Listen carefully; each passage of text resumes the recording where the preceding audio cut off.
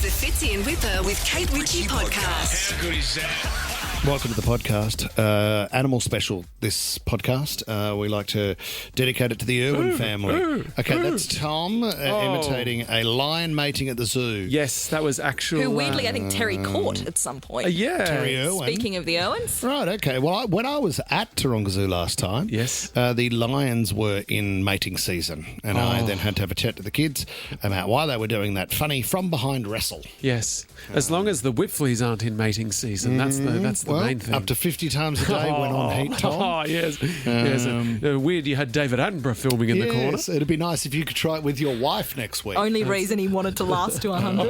Hey, I heard a weird fact about a zoo. Do you want to hear it? Yeah, what do you got? Apparently, maybe we cut this out, but there's a shoot-to-kill order on chimpanzees, but no other animals. As in, if a chimp gets out, it's so dangerous that they shoot to kill. But even the lions, they just try and get back into the but they cages. just talk to the lion, do they? Excuse me, Says, Mr. "Come Lion. on." I've got a cookie. I want to hear raw. I'll throw a bone over the fence. In you go. I don't think it works like that, Jess. Well, I'm just telling you what I read in a meme. Yeah. Amazing animal podcast for you today. Enjoy. This is the Fitzy and Whipper with Kate Ritchie While we're podcast. talking Taylor Swift, can I get our resident Swiftie on, Jess? Because there is a rumour going around that she's about to release Reputation, the full album, Taylor's version. There's a few Easter eggs happening at the moment. Do you know about this, Jess? Yes, I'm 100% across this on every platform, Fitz. Very, very exciting for Swifties. So she's the rumour is there's a theory going around that she's going to announce the new album at the American Music Awards. When are they? It's at the end of May. We're not that far away now. It's actually today. It kicks off. We've got a Swiftie countdown going. We're only sort of a couple of hours away from the red carpet. Right, just you and all the Swifties. Are they all at your house at the moment? Not all of them at my house. We do kind of cross international Yeah, okay. Swifties or some online. Yeah. But we spoke about this the other day, Jess. I thought she was going to buy her back catalogue back, so that might be a load of crap. I think it sits separately because if she's going to release Reputation today, that's the rumour. That's what all the Easter eggs have been leading to, which of course was the album she released in 2017. Has some amazing songs on there. If she releases that, I think that completely sits separate to the Masters. As we talked about the other day, this was really the catalyst for the Eras tour and for her to get so big was reliving each of these eras. Yeah. And I mean, if you think about it, we're getting an album that already exists, that she's not going to sound too different on with just maybe 3 new tracks. And so, having seen a photo the other day of her man getting into the car without a shirt on from behind, it's called the Hairy Back Catalogue. Yeah. But I believe that's also the front cover of the new album. That photo. Well, there was a few chunks of hair that were missing as well. Could she be frustrated recording the new Taylor's version Reputation and ripping a few chunks wax of on, hair? wax off, perhaps. Oh my God, that would be interesting to watch. We'll keep you updated, but the AMAs are on today. Will Taylor Swift announce Reputation, Taylor's version? This is the Fitzy and Whipper with Kate Ritchie podcast. We're only a few days away from winter. I think we're in for a big winter, especially after the rain that we copped last week. Do you know what? Just to rub it in even more, I mean, the floods. Let's go up to Port Macquarie now. What a beautiful part of the world Port Macquarie is. But there were intense floods there with the rain coming down on the mid-north coast last week. There was an incident that happened. Do you know what? You just don't need this. But a guy was out there rescuing a few passers-by that got caught on roads and stuff like that, when out of nowhere a kangaroo approached him. And because he was in the water, sort of knee deep, kangaroos can get to you in the water, put their arms around you and try to drag you down. He said it was literally like a boxing match, and I knew I had to protect my nether region because they can kick you down there. That's right. But he said no, he wasn't trying to kick me. He was actually trying to drown me. So after attempting to move away from the marsupial, that there was another onlooker by the name of Kirsty Lees. Kirsty said, I saw the kangaroo. It was as big as a car. Wow. James tripped and fell into a flooded area, and then he looked over and the roo jumped on him and tried to drown the man, holding him down under the water, saying it wasn't until another onlooker came to James' assistance that he was freed. Well, there was a report last year, I think, sometime, Fitz, where they were talking about kangaroos and the danger of dogs near water because kangaroos go out of their way to try and drown a dog. Yes. So it's almost like they have an understanding in water how to get rid of any threat. And Yes. they know to try and drown. See, most dogs will go a kangaroo. So when they see Yeah. a kangaroo, they'll bark and chase after it. See, as soon as a kangaroo jumps away, a dog will run after a kangaroo. Yeah. My dog does that. Beastie does that. But you're right though. When he's talking about covering his nether regions, they can balance on their tail. I know. And lift both legs into the air, both their hind legs into the air. And if their claws, what would you call them? Not even nails, they're claws. The claws, and they can rip your groins Oh my apart. God! Imagine that. Would rip your whole crotch out.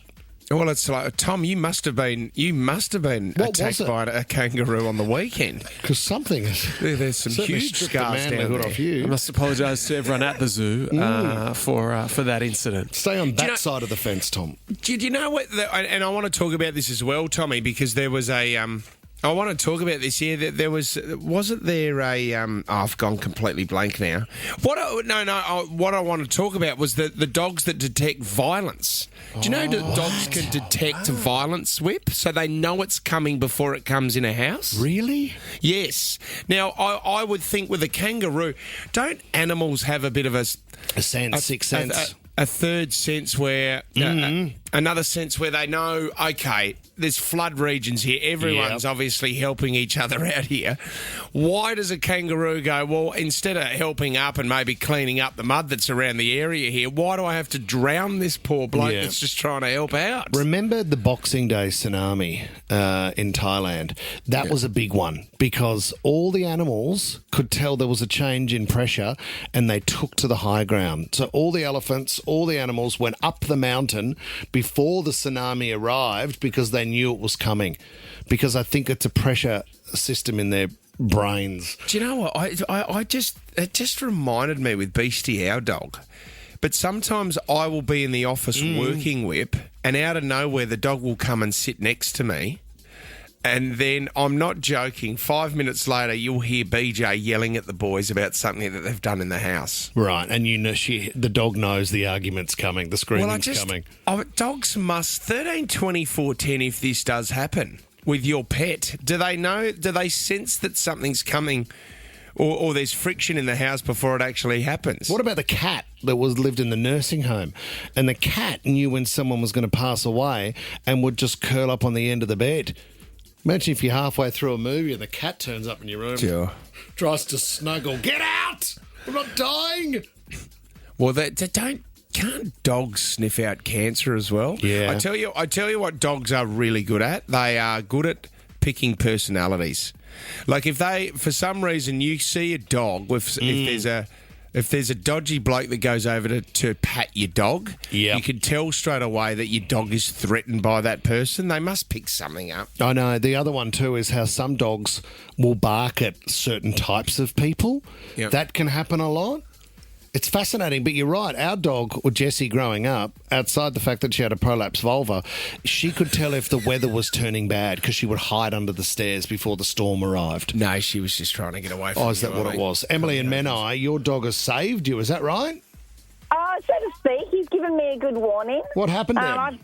I've grown up with epilepsy. I still have it now, but I'm seizure-free. And a number of times when I was younger, my dog would walk into the room and just sit by me, probably about a minute or so before I would collapse and have a seizure. And he must have just smelt something. That's extraordinary. Knew it was coming, Emily. Did it ever help you down the track thinking, oh, well, what's the dog doing next to me? I might have to stand up and be around Mum and Dad just in case I need help? I never really had more than like about 30 seconds to a minute or so, but I think about the third or fourth time he came by me, I thought, oh, that's weird, and I'd quickly sit down. So instead of falling and passing out and hitting my head, I'd just go from a sit into a laying position. So it did come in handy. That is extraordinary. What type of dog is it? Oh, he was a cross-cattle Kelpie. Right, Kelpie. This is fascinating. So, yeah, cross-cattle Kelpie growing up. Kate and Woodcroft, what do you have, Kate? We have a ragdoll cat that found my mum's cancer. It was very, very small, pea size, but he kept like touching her on that spot and licking her clothing on that spot, and she just thought something's not right. Went to the doctors, had a scan, found the cancer that the doctor says probably would have taken him another 5 to 10 years to find. It was so Kate, where was the cancer? She had breast cancer, so Right. very common, I guess, in women. But the cat, he just was very persistent, very, very. Kate, do you still have that cat? Like, I would have thought after a moment like that, if that happened in at my house, I would have got the cat and said, "Go over me, have a look at me." Yeah. Yeah, we do still have the cat. He's 15 now, so he's a bit of an old man now. He was about 5 at the time. But he's a So lifesaver. He is. He's amazing. So, Kate, bring the cat into the studio. We might see if the cat can go over all of us, if that's okay, Kate. We'll Thanks, just get Kate. We'll just get a check. Fiona in Sylvania, tell us about your cat. So it was my mum's cat, and my mum also had cancer, and we had her at home in sort of the last stages. And 2 days before she passed, the cat disappeared for 2 days. And then on the last day, the cat came back and stayed with her the whole time until she passed. Oh my gosh. That is so. It is weird. Fiona- I mean, I wonder if it's a pheromone, or I wonder if it's a smell that it has, or if it just. I You don't would know think what it so. is. You would think the body releases something that brings the cat towards you. My God. Jimmy and Bexley, hello. How you go? Jimmy, your German Shepherd saved your life. Yeah, pretty much. When I was a kid, I was about 4 or 5. She was only about 6 months old. I decided to dunk my head in a full bucket of water in the backyard, and I was upside down, sort of struggling to breathe and stressing out. And she sensed the stress and started barking like crazy. Got my mum out in the backyard, but by that time I'd realised and sort of stood up, and all the water drained off. Yeah. Ooh, see, the German Shepherd knew something wasn't right. Thanks, Jimmy. Ash, sorry, Fitz.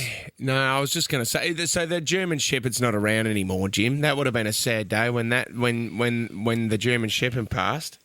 I definitely. I actually hid it in the garage. I didn't want the old man to go and put it down. You know. Oh no, you poor Yeah, I can bugger. imagine. It's the worst. I mean, I was barking. Oh, sorry, I was laughing when Tommy did the ice bucket challenge. Which was similar to what happened with Jimmy. Yeah, slightly less dramatic. You didn't know it was going to Jimmy's happen. story. Ash, you had a story about a pet, is that right? I've got a little dog by the name of Millie who's quite protective. Yeah. And so whenever I'm showering, she has to sit outside the shower and stares at the door. Really? And I was showering the other day and she was losing her mind and kept running out of the room, coming back, running out, coming back. So I thought there must be someone at the door. Yep. When I went out, she went and had sat next to where my phone was sitting and it was ringing, but it was on silent. Ooh. So she was letting me know the phone was going off. So you use your cat as a personal assistant, Ash? I do. Yeah. Wasn't Christian in a cat suit, was it? Just sitting outside the shower, thinking, is this the only way I can get a look? It's your new hubby. The love's already died. He's bought a cat suit. This is a disaster. This is the Fitzy and Whipper with Kate Ritchie podcast. Let's talk about the footage you're going to see absolutely everywhere today. Leading the news is the footage of Emmanuel Macron. He's landed in Vietnam with his wife, Bridget. Now, as the doors open, you can see Emmanuel standing there at the top of the stairs on the jet, and his wife's Bridget hands come out and give what looks like a two-handed don't argue to the face. It's a push to the face. Yes, it is, with both hands. It's quite confronting because you could say there's no place, man or woman, to the way the abuse is coming from. It's unacceptable. What's interesting too is to see him sort of startled by realising the door is open and everybody just saw that. So straight after the push to the head, he kind of straightens up to the door and looks and realises that everybody, because there was a live stream, would have seen that. It wouldn't be the. She wasn't wiping off a piece of beef stroganoff that he may have had on his lip or something from the feed on the I don't think it was. I mean, it's certainly an aggressive way to get the stroganoff off the lip. What happens then too, Fitz, as they continue and they meet at the top of the stairs and sort of wave to the people greeting there, he puts an arm out as if to say, I'm here for you. Let's look united as we walk down the stairs. She ignores his offer of the arm and holds onto the handrail and makes her way down the stairs almost separately. There's the offering of the arm, and then she says, "Thanks, but no thanks. I've got the beef stroganoff off your lip." We can try and have a bit of a laugh about it, but at the same time, it's a pretty ugly scene. There's a bit of a serious side to it.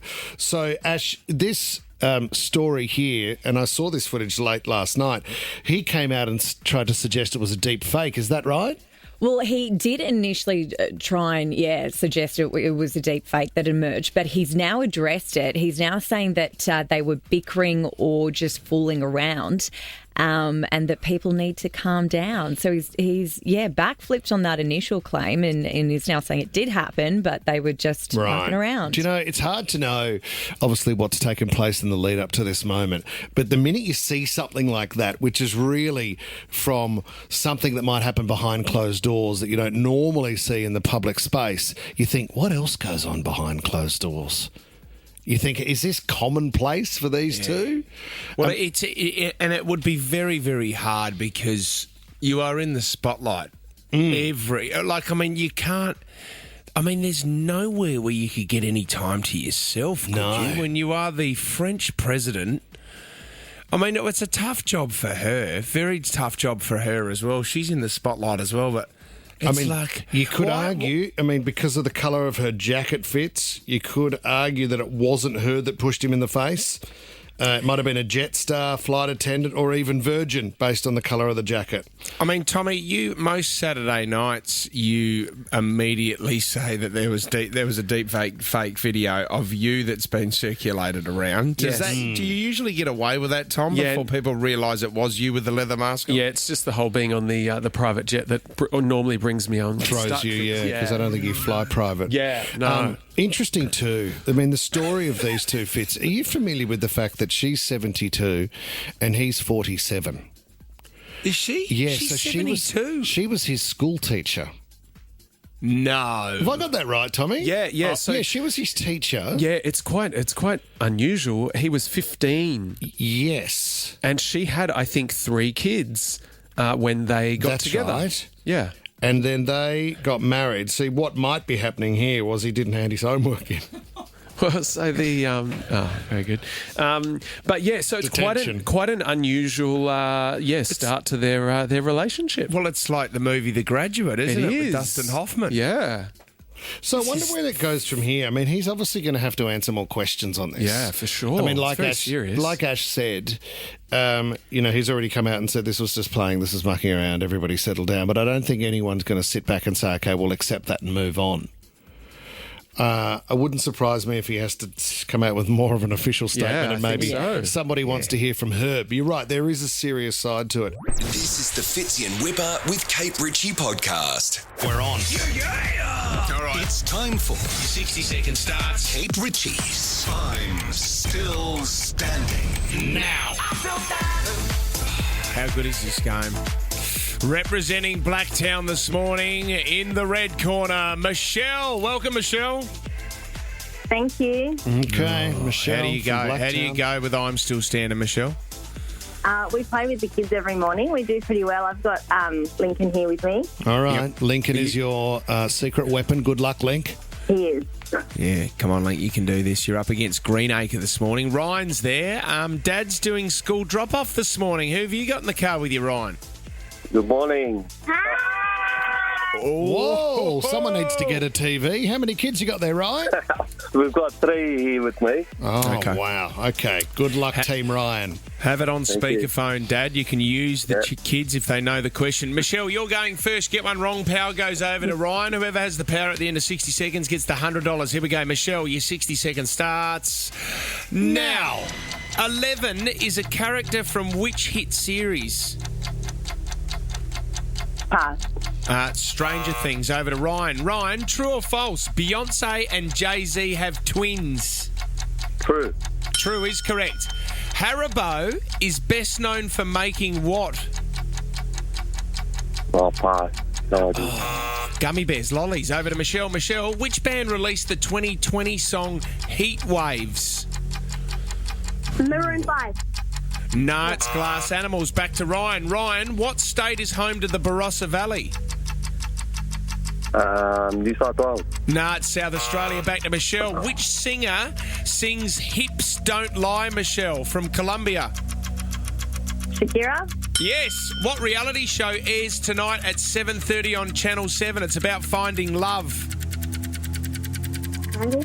Love Triangle? No. Incorrect, Farmer. It's Ryan over to Back you. to Ryan. Ryan's got it. What a tough round. It was ugly, but we got there. And Ryan, you and the 3 kids have won it this morning. Beautiful. All right, you got $100, guys. We only got through you. 7. This is the Fitzy and Whipper with Kate Ritchie podcast. Let's pick this topic up because why is it that women are like a bad boy? Research from a human normal university. Fantastic news. What a normal university, not just a... Yeah, it's a normal university. Right. They've revealed that men with psychopathic traits are rated by women as more attractive. The study included 500 women. They looked at photos of men, and they had varying degrees of dark traits. And as it turns out, the women seem to rate the men with the dark traits higher than those kind, softer-looking individuals. What is it? Yeah, until you want to get married, am I right? Yeah. I think we all know. There's women that you've met in your life before who struggle with relationships, and you say to yourself, you're always with the same type of guy. Yeah, why are you with that idiot? It goes down the same path every single time. Yeah. Every ex-girlfriend of mine has ended up with an idiot. It's an unbelievable trait that they have. So psychopathic. Yeah, go for it. Well, would Francis Bevan be in that psychopathic? Oh no, that's no. He's a psychic. That's very different. Sorry, but what he does, that's his laugh there. Our silk-wearing, shirt-wearing psychic. Tommy, where is Francis Bevan? Is he still with us? He had terrible diabetes, which was affecting his eyesight. Yeah, he would have known that was going to happen. I think he's on the mend. I think he saw it coming. Be great to get him back in. Yeah, you'd like him back in? Yeah. Okay. I'll give him a shout buzz out today. to Francis. It's an unbelievable story of how we met Francis. Oh, yeah. Because he was doing psychic readings at his partner's hair salon. Yes, that's right. So it was a hair salon. Unbelievable. You can get your hair cut and find out what's coming up in the future. Which was weird too. There was also a solarium bed there, and they offered massage too. Yeah, they had it all. Stephen was the boyfriend, and he was wearing jorts at the time. He had very short denim shorts. They were cut off. Francis used to say, in your future, I can see a bad haircut coming. Yeah. It was very accurate. And I could see him taking money from your wallet. When you were getting your hair cut, Whip, Francis predicted that Stephen was never going to finish it. And Stephen, and I could predict that Stephen, and I'm not even a psychic, I could predict that Stephen was going to offer me a massage at the same time, and he did. Now, he also predicted that Stephen would be arrested for that. I don't know why the psychic clinic got shut down, Tommy, and I know that, anybody that's hearing about Francis Bevan for the first time, it's a very sad story in that Stephen and Francis ended up breaking up in an onsen. Yeah. Over, I don't know, maybe Francis was looking at another guy. Maybe because he's cross-eyed, he thought there was 2 coming at him. But him and Stephen broke up in an Poor onset. Francis has been roasted this morning. He has. Well, can we get Francis back on? Sending our love to Francis. Yes, we do love him. Well, he was in No Direction. Remember we did the One Direction parody, and he was in that. I think he had a bit of a thing for you too, Fitz. Because he would always come in and say that he thought about you when he crossed Mount Street to get here.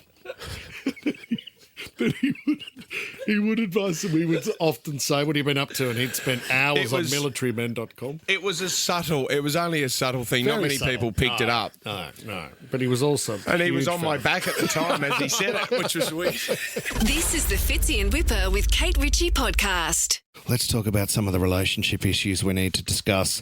A bloke by the name of Tony's come out. He's a psychiatrist, and he said, I'll tell you about how relationships should work. And I think there's one point I want to bring up here too, Fitz. So I'll go through a couple of the points he wants to make this morning. He says, it's bad to argue. Is it? He said relationships need to have healthy discussions, and an argument can often just be you talking about why you feel so passionately about something. It's about what matters to you. It should not be demonised. Yeah, you should be able to have an argument. Isn't it also, arguments are healthy, I heard, but it's the way that you end it is the most important thing. If you can move on and you're okay with it, because look, BJ and I don't argue much at all, but this is the thing. When we do have an argument, it's I don't know, it's a bit weird. There's a bit of silent treatment, which is not good for a relationship, is it? No, I don't think it is, but at least you've had your moment. As long as it doesn't become personal, where someone turns around and to be honest, that was 6 months ago. I haven't seen her since. Right, but okay. it's look, I mean, when she yelled at you the other day and said you've been a bad kisser our entire marriage, I'll keep the silent treatment up. I'm going to try to go for 2 years. Do you know? Still got the AirTag in her bag? You should find her one day. What about this one? Sleeping in separate beds means a relationship is doomed. This is often seen as a red flag. But no, it's not. Separate beds could be the answer. And I've told you about this. I am in a separate bed and separate bedroom to Lisa, my wife, and it works. Well, Benji Marshall is with Zoe Marshall as well. Yeah. Remember we discovered that? Yeah, we can love each other too much, they say, so maybe we need a little bit of time apart, this article goes on to say. That's why we're in separate beds. We love each other too much. If you're next to me, how can I keep my hands off you? I was wondering why you read that one out. I'm thinking, well... 100%. The other one here, it says, you can't get over cheating. As it turns out, yes, you can. While cheating is serious, it doesn't always define a person. And it's not over. And not all cheating is the same. Emotional affairs, long-term deception, one-night stands, they all have different impacts. See, do you know what? I've seen relationships where there's been cheating go on up to 3 times. Oh, my God. The other partner has gone, that is enough. What, like they were caught 3 times? Caught 3 times. Man. Because I'm thinking, I can understand that. If you get caught once and you love that person, it must be very hard to move on. It's not that easy. I understand that. But... you know, when it was happening multiple times. I know. And you're in the habit and the routine. Like if you go to Vegas once and you're there and you find yourself in a heart-shaped bath with, say, 3 different women and there's champagne pouring, you've just ordered cheeseburgers and the guys are waiting outside and stuff. But these girls are all over you and you've already paid them a whole lot of money, then, you know, moments like that do not sort of dictate the future of your relationship. No. Even if you do have rose petals in there. There's a mate of mine who's an ex-footballer who has the nickname The Leopard. And you don't want the nickname The Leopard. Won't change his spots. We call him the Leopard. There he is, the Leopard. The Leopard. Because he is never changing his spots. Can I talk to you about this one? Because this one says that your partner should be your best friend and you should spend all your time together. Tell me if you and BJ do this. 13 24 10, get involved if you want. Lisa said to me the other day, when we go to an event, we never hang out together. And I said, no, we don't, because we're there to see other people. And I think when we go, like we went to a charity event the other night and we kind of walk in and you see everybody. So she goes that way and I go that way. And then we check in every now and then on the night. How are you going? How are you holding up? Do you want to go soon? Are you doing all right? Okay, good stuff. I'll be over there if you're looking for me. Well, isn't it nature that you just gravitate to the boys and the girls gravitate to the girls, don't they? Well, that happens, but you're at an event, so you're seeing so many different people that you haven't caught up with for a while. You find yourself just in separate conversations. But she said, you know, we never hang out, and then I look for you when I'm ready to leave, and that's when I say, oh, you can stay if you want. And I'll go, righto, sleep well. That's why I love bedroom. I love a sit-down event. I love a good wedding because you start with your partner and then you go, by the end of the night, you're anyone's. Plonking yourself on other tables. Melissa, welcome to the show. Do you and your partner do the same thing? Do you get into an event or a party and you just go your own ways? Yes, we do. Weddings or just parties or friends' barbecues or that, all the boys will disappear and we're just left to our own devices and we don't really exist until hours later. Yeah, I think that's okay, Mel. Melissa, can I ask you, out of you and your husband, like if you do go to an event and you go over to the girls, he goes over to the boys, who's the one that is begging the other one to leave at the end of the night? Probably me because especially at weddings and that, they do start to get a bit carried away with drinking and dancing. Yeah. We need to go now. Come on, honey. And or it's very hard to find them. My old man was a stickler for that. Like getting just out of there or sending mum home? Standing there, spat the dummy with his arms crossed, going, come on, Claire, stop talking. I said half an hour ago I wanted to go home. Just a grumpy guy with a seedy moustache in the corner of the room. It's your son's wedding, mate, and it's 8:30 at night. What are you talking about, you silly old bugger? Fitzy and Whipper with Kate Ritchie is a Nova podcast. For more great shows like this, download the Nova player via the App Store or Google Play. The Nova Player.